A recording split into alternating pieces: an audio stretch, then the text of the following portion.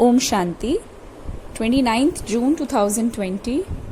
आज की बाबा की मुरली का प्रश्न बहुत सिंपल और प्रैक्टिकल प्रश्न है कि गोल्डन स्पून इन माउथ दो प्रकार से प्राप्त हो सकता है। गोल्डन स्पून इन माउथ का सीधा मतलब कि हम अपना भाग्य कैसे बना सकते हैं, फॉर्च्यून कैसे क्रिएट कर सकते हैं, है ना। हालांकि बाबा ने सबसे श्रेष्ठ तरीका बताया क्या कि तुम देवता हैं, तुम पूरे विश्व की कल्याणी आत्मा है। वो भावना रहम की रहे कि हर आत्मा को किसी न किसी प्रकार से सहयोग की आवश्यकता है। या तो मन से सहयोग कर दें, या तो अपनी वृत्ति से कर दें, या अच्छी बोली से कर दें, वाणी की मधुरता से कर दें, अपने बिहेवियर से कर दें, स्नेह के पानी से सींच के कर दें। एनी हाउ, बस आत्माओं का कल्याण और साथ साथ प्रकृति का कल्याण। प्रकृति में ये देह भी आ जाती है ना। देह, प्रकृति इतनी बीमार है, उसका असर शरीर पे भी नजर आता है ना, कि शरीर भी 5 तत्वों से बना है और 5 तत्व भी पॉल्यूटेड हैं, और ये शरीर भी पॉल्यूटेड ही है। तो सबका उद्धार करना है, प्रेत आत्माओं का भी उद्धार करना है। कल की मुरली में बाबा ने कहा है ना। तो गोल्डन स्पून इन माउथ दो प्रकार से प्राप्त हो सकते हैं। कैसे प्राप्त हो सकते हैं, तो आज की मुरली पर इस बात पर अटेंशन देते हुए सुनते हैं, जहां बाबा ने कहा, मीठे बच्चे, भविष्य ऊंच घराने में आने का आधार है पढ़ाई। इस पढ़ाई से ही तुम बेगर टू प्रिंस बन सकते हो। ओम शांति। मीठे मीठे सिके लदे बच्चों को रूहानी बाप बैठकर समझाते हैं। इनको कहा जाता है रूहानी ज्ञान। बाप आकर भारतवासी बच्चों को समझाते हैं क्या कि अपने को आत्मा समझो और बाप को याद करो। ये बाप ने खास फरमान किया है तो वो मानना चाहिए ना। ऊंचते ऊंच बाप की श्रीमत तो मशहूर है। ये भी तुम बच्चों को ज्ञान है कि सिर्फ शिव बाबा को ही श्री श्री कह सकते हैं, वही श्री श्री बनाते हैं। श्री माना श्रेष्ठ। तो तुम बच्चों को अभी पता पड़ा है कि इन्हों को बाप ने ही ऐसा बनाया। हम अभी नई दुनिया के लिए पढ़ रहे हैं। नई दुनिया का नाम ही है स्वर्ग, अमरपुरी। महिमा के लिए नाम बहुत है, कहते भी हैं स्वर्ग और नर्क। फलाना स्वर्गवासी हुआ, तो गोया नर्कवासी थे ना। परंतु मनुष्यों में इतनी समझ नहीं है कि स्वर्ग, नर्क, नई दुनिया, पुरानी दुनिया किसको कहा जाता है, कुछ भी जानते वो नहीं है। बाहर का भवका कितना है। तो तुम बच्चों में भी थोड़े हैं जो समझते हैं कि बरोबर हमको बाप पढ़ाते हैं। हम ये लक्ष्मी नारायण बनने के लिए आए हैं। हम बेगर टू प्रिंस बनेंगे, तो पहले पहले हम जाकर राजकुमार बनेंगे। ये पढ़ाई है। जैसे इंजीनियरिंग, बैरिस्ट्री आदि पढ़ते हैं, तो बुद्धि में रहता है कि हम घर बनाएंगे, फिर ये करेंगे, वो करेंगे। तो हर एक को अपना कर्तव्य स्मृति में आता है। तुम बच्चों को जाकर बड़े ऊंच घर में जन्म लेना है इस पढ़ाई से। अब जो जितना जास्ती पढ़ेगा उतना बहुत ऊंच घर में जन्म लेगा। राजा के घर में जन्म लेकर फिर राजाई चलानी है।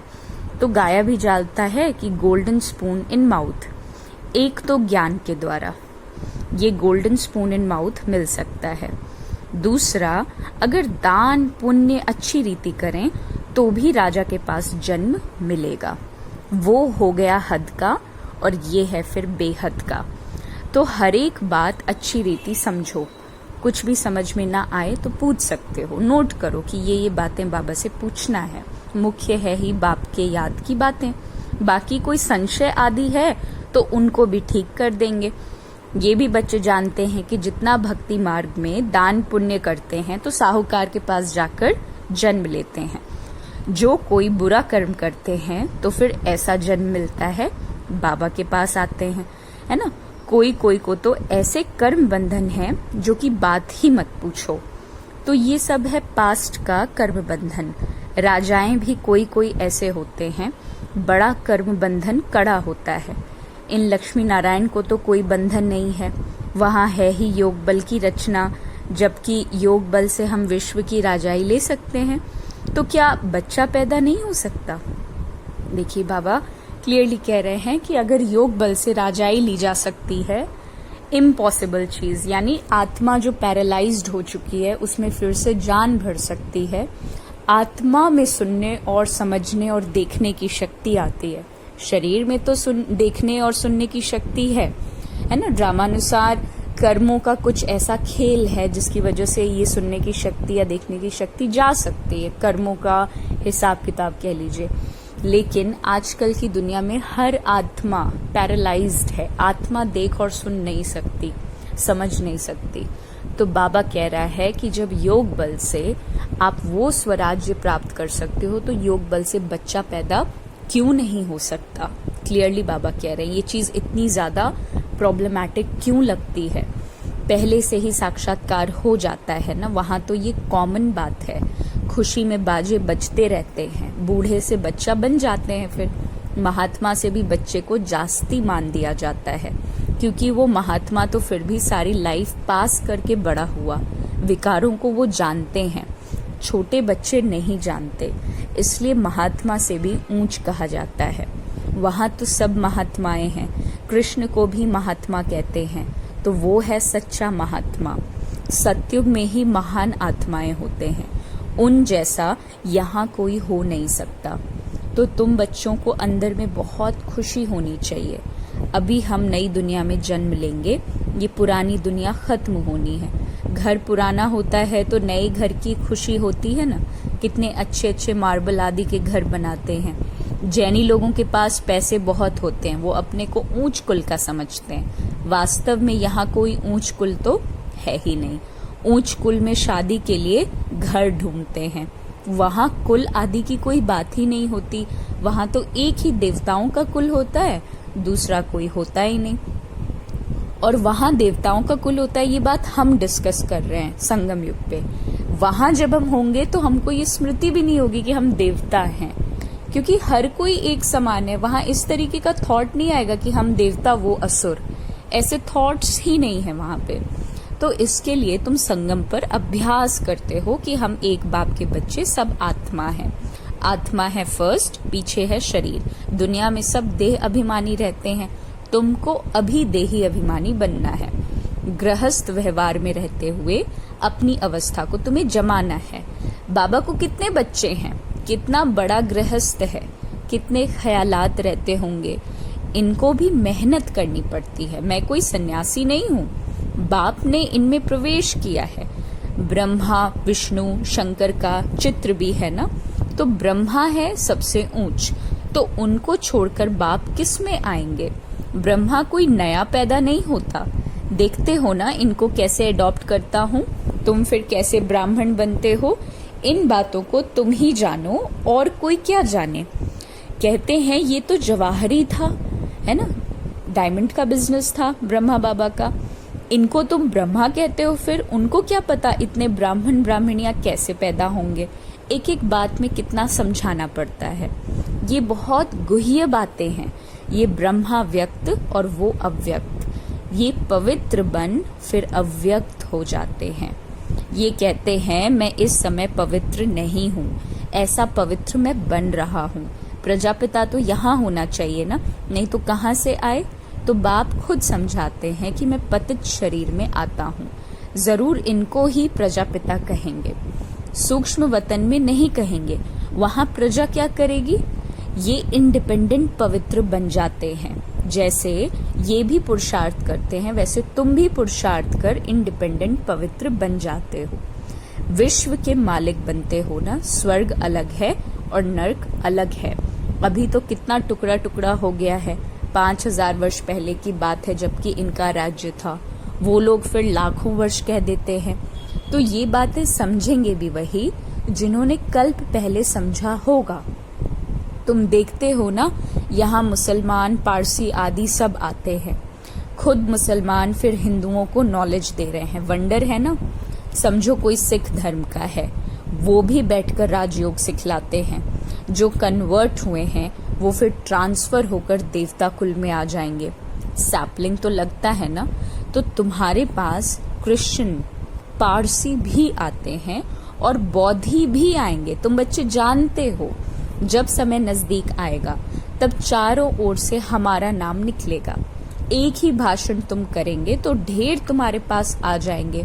सबको स्मृति आ जाएगी कि हमारा सच्चा धर्म तो यही है। जो हमारे धर्म के होंगे वो सब आएंगे। तो सही है ना। लाखों वर्ष की बात ये नहीं है। बाप बैठकर समझाते हैं, तुम कल ही देवता थे, अभी फिर से तुम्हें देवता बनने के लिए बाप से वर्षा लेना है। तुम सच्चे सच्चे पांडव हो। पांडव अर्थात पंडे, वो हैं जिस्मानी पंडे, तुम ब्राह्मण हो रूहानी पंडे। तुम अभी बेहद के बाप के पास से पढ़ रहे हो, तो ये नशा तुमको बहुत होना चाहिए। हम बाप के पास जाते हैं जिनसे बेहद का वर्षा मिलता है, वो हमारा बाप टीचर भी है। इसमें पढ़ने के लिए कोई टेबल कुर्सी आदि की दरकार नहीं होती। ये तुम लिखते हो सो भी अपने पुरुषार्थ के लिए, तो वास्तव में ये समझने की बातें हैं। शिव बाबा तुमको पत्र लिखने के लिए ये पेंसिल आदि उठाते हैं। बच्चे समझेंगे शिव बाबा के लाल अक्षर आए हैं। बाप लिखते हैं रूहानी बच्चे, बच्चे भी समझते हैं रूहानी बाबा वो बहुत ऊंचते ऊंच है, उनकी मत पर तुम्हें चलना है। बाप कहते हैं काम महाशत्रु है, ये आदि मध्य अंत दुख देने वाला है, उस भूत के वश तुम्हें नहीं होना है। पवित्र बनो, बुलाते भी हैं हे पतित पावन। तो तुम बच्चों को अभी बड़ी ताकत मिलती है राज्य करने की, जो कोई जीत पा न सके तुम पर। तुम कितने सुखी बनते हो, तो इस पढ़ाई पर कितना अटेंशन देना चाहिए। हमको बादशाही मिलती है, तो तुम जानते हो हम क्या से क्या बन रहे हैं। भगवानुवाच है ना, तो मैं तुमको राजयोग सिखलाता हूँ। राजाओं का राजा मैं बनाता हूँ। भगवान किसको कहा जाता है ये भी किसको पता नहीं है।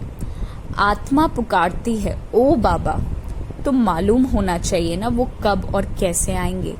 मनुष्य ही तो ड्रामा के आदि मध्य अंत ड्यूरेशन आदि को जानेंगे ना। जानने से तुम देवता बन जाते हो। तो ज्ञान है ही सद्गति के लिए, सच्ची गति प्राप्त कराने के लिए। इस समय है कलयुग का अंत, सब दुर्गति में है। सत्युग में होती है सद्गति। अभी तुम जानते हो बाबा आया हुआ है सर्व की सद्गति करने। बाबा कहते हैं सबको जगाने के लिए बाबा आए हैं।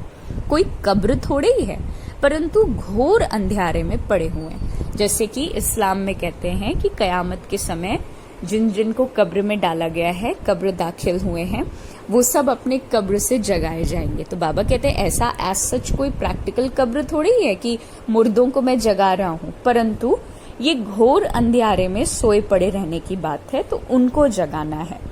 जो बच्चे घोर नींद में जग जाते हैं उनके अंदर खुशी बहुत होती है।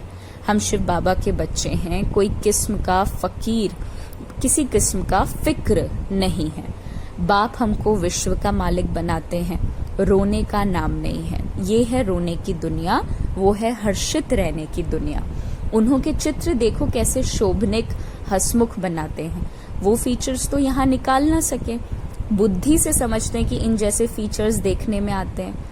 तो तुम मीठे मीठे बच्चों को अभी स्मृति आई है कि भविष्य में अमरपुरी के हम प्रिंस बनेंगे।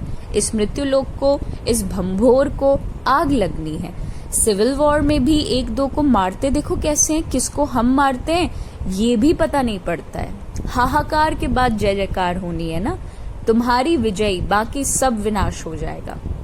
रुद्र की माला में पिरोकर फिर विष्णु की माला में तुम पिरोए जाएंगे। अभी तुम पुरुषार्थ करते हो अपने घर जाने के लिए। भक्ति का कितना ज्यादा फैलाव है। जैसे झाड़ के अनेक पत्ते होते हैं, वैसे भक्ति का फैलाव बहुत है। बीज ज्ञान है, बीज यानी सार। अब हमें विस्तार से सार में आ जाना है। और ले दे के सार क्या है कि हर आत्मा, प्रकृति, पशु पक्षी, प्रेतात्मा, सबके लिए शुभ भावना। और ये बिना न्यारापन लाए असंभव है। बेहद में सबसे प्यार रखना, बेहद में सबके लिए अच्छी भावना क्रिएट करने के लिए हर प्रकार के लगाव झुकाव टकराव से पहले खुद को किनारा करना पड़ेगा। बाबा कहते हैं बीज कितना छोटा है, तो बीज है बाबा। इस झाड़ की स्थापना, पालना और विनाश कैसे होता है ये तुम जानते हो। ये वैरायटी धर्मों का उल्टा झाड़ है, दुनिया में एक भी नहीं जानते। तो अब बच्चों को बहुत मेहनत करनी है बाप को याद करने की, तो तुम्हारे विकर्म विनाश होंगे। वो गीता सुनाने वाले भी कहते हैं मन मना भव। सब देह के धर्म को छोड़ अपने को आत्मा समझ बाप को याद करो। मनुष्य इसका अर्थ थोड़े ही समझते हैं, वो तो है ही भक्ति मार्ग और ये है ज्ञान मार्ग। ये राजधानी स्थापन हो रही है, फिक्र की कोई बात नहीं है। जिसने थोड़ा भी ज्ञान सुना तो प्रजा में आ जाएंगे। ज्ञान का विनाश नहीं होता है, बाकी जो यथार्थ जानकर पुरुषार्थ करते हैं वही ऊंच पद पाते हैं। तो ये बुद्धि में समझ है ना कि हम प्रिंस बनने वाले हैं नई दुनिया में। स्टूडेंट इम्तिहान पास करते हैं तो उनको कितनी खुशी होती है। तुमको तो 1000 बार जास्ती अतीन्द्रिय सुख होना चाहिए। हम सारे विश्व के मालिक बनते हैं, कोई भी बात में कभी रूठना नहीं। ब्राह्मणी से नहीं बनती तो बाप से रूठते हैं। अरे तुम बाप से बुद्धि का योग लगाओ ना। बाबा कहता है उनको तो प्यार से याद करो। बाबा बस आपको ही याद करते करते हम घर आ जाएंगे। और जैसा कि मुरली में आज पूरा बाबा ने हमको यही समझाया कि हमको करना क्या है ना। तो जैसा गोल्डन स्पून की बाबा ने बात की थी, गोल्डन स्पून इन माउथ, 2 प्रकार से ही प्राप्त हो सकते हैं। या तो आप ज्ञान में चलिए या तो दान पुण्य, लेकिन दान पुण्य करने से अल्पकाल का। अच्छा, बाबा कहते हैं एक तो भक्ति में दान पुण्य करने से, दूसरा ज्ञान में पढ़ाई से। भक्ति में दान पुण्य करते हैं तो राजा या साहूकार के पास जाकर जन्म लेते हैं, लेकिन वो हो गया हद का। तुम ज्ञान में पढ़ाई से गोल्डन स्पून इन माउथ पाते हो, ये है बेहद की बात। भक्ति में पढ़ाई से राजाई नहीं मिलती, यहाँ जो जितना अच्छी रीति पढ़ते हैं उतना ऊंच पद पाते हैं। अच्छा, मीठे मीठे से लदे बच्चों प्रति मात पिता बाप दादा का याद प्यार और गुड मॉर्निंग। रूहानी बाप की रूहानी बच्चों को नमस्ते। हम रूहानी बच्चों की रूहानी बाप दादा को याद प्यार, गुड मॉर्निंग और नमस्ते नमस्ते। धारणा के लिए मुख्य सार, किसी भी बात का फिक्र नहीं करना, सदा हर्षित रहना है। स्मृति रहे हम शिव बाबा के बच्चे हैं। बाप आए हैं हमें विश्व का मालिक बनाने के लिए, अपनी अवस्था को एक रस बनाने के लिए देही अभिमानी बनने का पुरुषार्थ जरूर करना है। इस पुराने घर से ममत्व को निकाल देना है। वरदान, सच्चे ट्रस्टी भव। अच्छा, ट्रस्टी पना भी एक वरदान ही है संगम युग पर, हर एक बात से न्यारापन होने के लिए। तो लेकिन उसकी युक्ति बाबा बताते हैं कि बंधनों के पिंजड़े को तोड़कर जीवन मुक्त स्थिति का अनुभव करने वाले सच्चे ट्रस्टी भव। शरीर का व संबंध का बंधन ही पिंजड़ा है। सार हो गया ज्ञान का। शरीर का व संबंध का बंधन ही पिंजड़ा है। फर्ज अदाई भी निमित्त मात्र निभानी है, लगाव से नहीं, तब कहेंगे निर्बंधन। जो ट्रस्टी बनकर चलते हैं वही निर्बंधन है। यदि कोई भी मेरापन है तो पिंजड़े में बंद है। अभी पिंजड़े की मैना से फरिश्ते बन गए, इसलिए कहाँ जरा भी बंधन ना हो। मन का भी बंधन नहीं, क्या करूं, कैसे करूं, चाहता हूं, होता नहीं, ये भी मन का बंधन है। जब मर्जीवा बन गए तो सब प्रकार के बंधन ही समाप्त। सदा जीवन मुक्त स्थिति का अनुभव होता रहे। और स्लोगन है, संकल्पों को बचाओ तो समय, बोल सब स्वतः बच जाएंगे। बहुत सही बात। अगर थॉट्स पे नियंत्रण हो गया, थॉट्स की सेविंग हो गई, बेवजह फालतू अब सोचने की इच्छा ही नहीं रही, तो बोल, समय, बाबा कहते हैं यहाँ तक कि सब कुछ अपने आप बच जाएगा। ओम शांति।